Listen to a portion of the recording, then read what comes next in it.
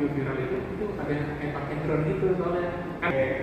Ini kita bisa masih lepas, saya sudah selesai sidang. Oh, selesai sidang masih Kemarin tadi baru kita lakukan itu pagi kita sudah informasi ya.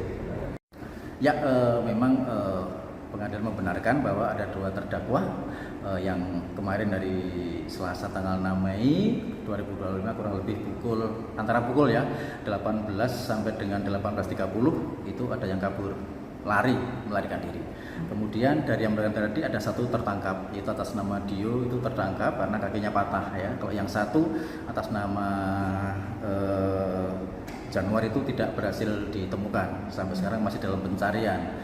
Kronologisnya saya sendiri tidak mengetahui, tetapi dari sumber yang kami terima yang dari petugas kantor memang sekitar setelah sidang itu ditutup oleh majelis hakim, kemudian ditunda agendanya untuk persidangan hari Kamis tanggal 15 Mei, masih melakukan pemeriksaan agenda saksi dan juga agenda saksi, sehingga saat itu terdakwalah menjadi kewenangan jaksa penuntut umum dari lantai 2 diarahkan ke ruang sel tahanan. Nah, ternyata dari dua terdakwa ini menggunakan kesempatan, entah itu dikawal atau tidak, kami juga tidak tahu, sehingga melarikan diri.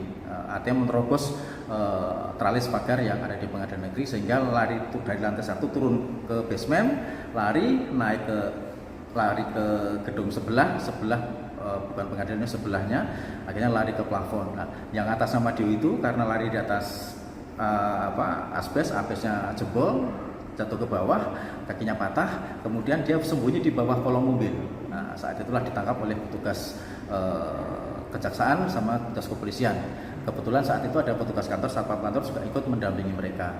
Kemudian yang satu orang atas nama Januar, karena informasi juga ini dari teman kantor ini adalah lari lewat plafon lewat atap atas genteng di atap gedung sebelah, lari menuju ke seberang jalan. Jadi sehingga di sana meninggalkan rompinya yang rompi nomor berapa. Kalau yang rompi Dio ketangkap itu ada di plafon, ada plafon di yang ambrol tadi, seperti itu. Kemudian itu memang menjadi kewenangan penahanan, kewenangan majelis, sehingga pengadilan itu hanya memberikan fasilitas ruang tahanan, ruang sel untuk transit sementara menuju ke ruang persidangan, seperti itu. Kalau atas nama Januari itu melanggar pasal 296 KUHP, itu kualifikasinya untuk mucikari ya. Mucikari itu ancaman pidananya 1 tahun 4 bulan.